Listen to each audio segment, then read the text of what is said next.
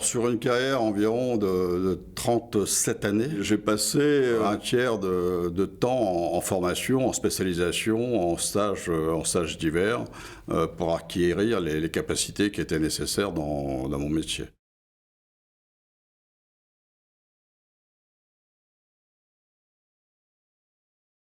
On est hyper qualifié. Et des stages, il faut tout le temps en faire, hein, parce que ça ne s'invente pas. On ne dit pas, bah, tiens, je vais faire poser un avion comme ça, je vais rentrer dans une porte, je vais tirer entre les deux yeux. Non, ça ne se fait pas comme ça. Il y a des stages à suivre qui sont assez longs, et qualifications à passer.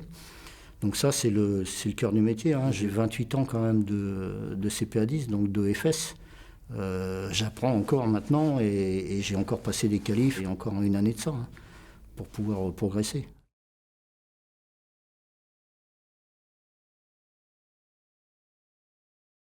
Avant d'arriver dans les équipes CTLO, en fait, je voulais avoir le panel complet pour pouvoir comprendre et plus tard commander une équipe et savoir exactement comment employer les tireurs d'élite et savoir ce qu'ils faisaient. J'ai été recruté et j'ai réussi les tests d'entrée de ce qu'on appelait les THP, les tireurs haute précision.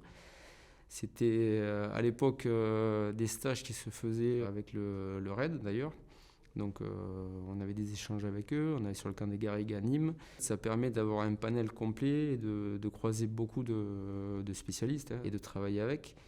Je me suis éclaté dans cette spécialité. Par contre, il y avait ce côté isolé qui, moi, n'allait pas. J'aime bien être en équipe, j'aime bien être en groupe.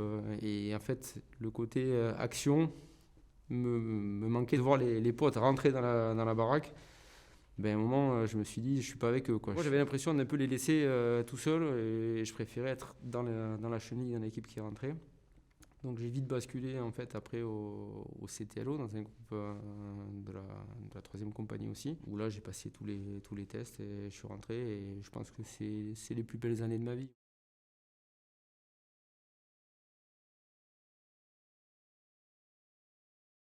De montrer l'exemple, on peut être instructeur et ne pas faire ce qu'on demande de faire aux gens. Nous, il n'y aura jamais personne qui va demander à quelqu'un de faire quelque chose sans l'avoir fait au moins 2 fois avant. Et c'est d'autant plus motivant pour les jeunes de se dire qu'en gros, il y a le vieux qui a des cheveux gris qui arrive à le faire. Et si j'y arrive pas, là, je vais passer pour un con. L'idée, c'est toi, t'es jeune, t'es dans la force de l'âge, t'as entre 18 et 25 ans, moi j'en ai 45, j'ai 24 ans de service, je suis complètement ruiné, j'ai les genoux en vrac.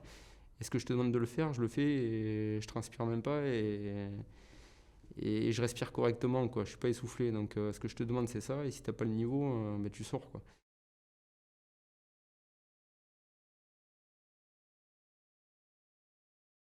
C'est un stage un petit peu mythique, hein, dans l'armée française. On a tous jeunes entendu parler de ce stage où les gens n'étaient que des numéros pendant presque 3 mois au Brésil. Donc un stage qui est réputé parmi les plus sélectifs et les plus durs du monde. L'école brésilienne est très stricte, très carrée. Et en fait, ils n'infligent à leurs stagiaires que ce que le combat de haute intensité en jungle leur infligerait en réalité. C'est-à-dire qu'il n'y a pas de brimade hors sol. Toutes les brimades sont ni plus ni moins que de la fatigue, de la privation de nourriture et être mouillé en permanence. Donc vous dormez 2 heures à 2h30 par nuit, vous mangez très peu et vous êtes mouillé en permanence. Ça suffit sur 12 semaines pour aller chercher un petit peu vos limites.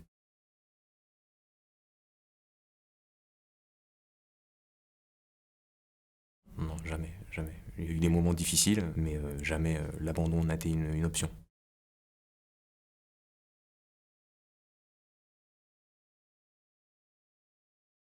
C'est de savoir se remettre en question. Parce que le fait de rentrer chez nous, c'est une épreuve, il y a des sélections, c'est dur, c'est long, tout le monde le sait. Mais finalement, je pense que le plus dur, après maintenant on est quelques années en commando, c'est de rester. La sélection, voilà, on s'entraîne, on sait à quoi s'attendre, on la réussit pas, c'est comme ça. Mais après, le plus dur, c'est de rester, tenir toutes ces années, apprendre toujours, avec cette remise en question, comme je vous l'ai dit.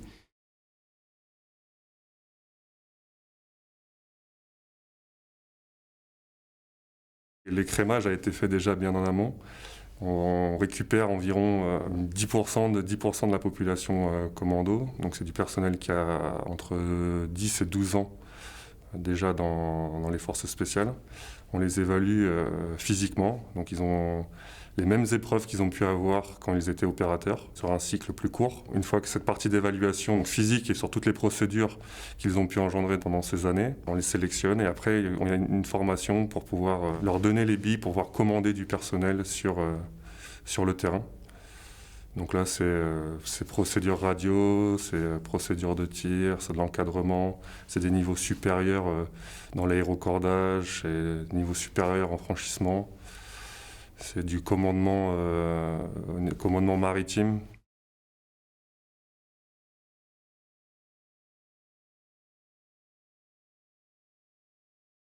On repose le béret à chaque stage.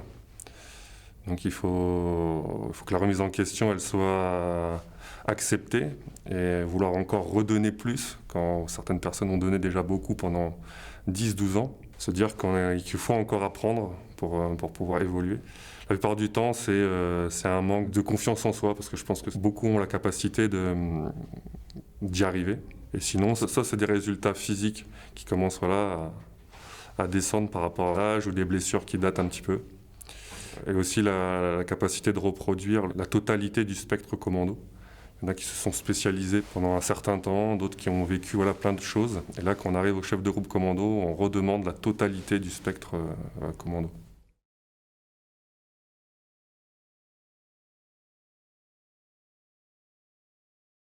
Redouté, non, je ne sais pas si c'est redouté. Il y en a certaines qui sont plus physiques que d'autres plus techniques. Des fois, c'est celles qui sont plus techniques qui sont plus redoutées parce qu'on a confiance en ses bras, mais des fois, on n'a pas confiance en sa tête. Le mur breton, c'est un mur de 2 mètres 30 à peu près que vous avez devant vous.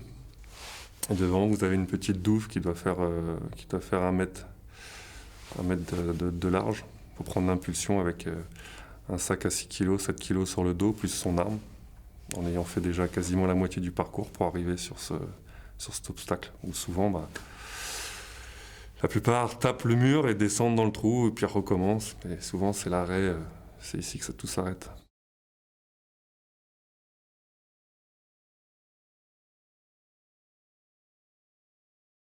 Vous avez tout type de réaction. Il y a la personne qui est contente, tout compte fait, de partir, qui se dit que c'est pas fait du tout pour elle. Vous avez la personne qui a effectivement tout donné et qui pleure, qui est à la bout. Et puis d'autres qui sont stoïques, qui sont peut-être conscients des efforts qu'il va falloir faire ou refaire pour pouvoir y accéder.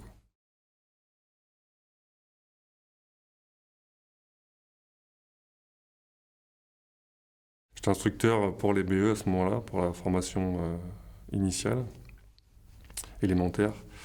Et sur l'arrivée d'un parcours commando, il y a le jeune qui arrive et puis ils doivent montrer ce qu'ils doivent mettre dans leur sac. Ils ont une liste bien précise du matériel qu'il manquait, une paire de chaussettes.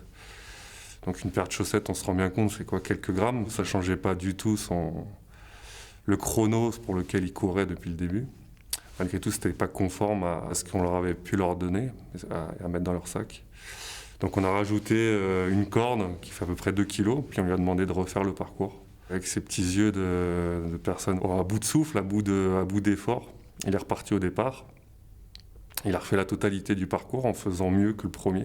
Donc c'était un bon souvenir d'une personne qui est venue chercher quelque chose et qui va jusqu'au bout. Et la preuve, c'est qu'on peut en faire 2 en réussissant, en ayant des bonnes notes.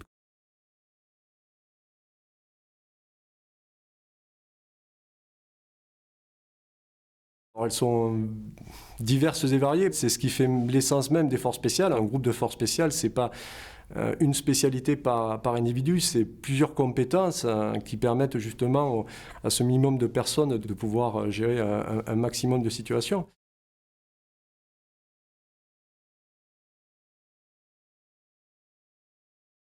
Je suis pilote. La formation de pilote dure à peu près entre 12 et 24 mois. Il faut savoir qu'on arrive pilote expérimenté quand on arrive au Poitou. On passe derrière une sorte de vernis opération spéciale. C'est-à-dire que nos instructeurs sont là pour nous pousser aux limites de savoir utiliser les aéronefs que l'on met en œuvre, c'est 130 Hercule pour ma part et Twin Otter, mais également appréhender un environnement et savoir comment opérer dans ce monde particulier des opérations spéciales pour savoir échanger, dialoguer avec les autres opérateurs et savoir comment réagir quand c'est nécessaire pour traiter en général des canons conformes.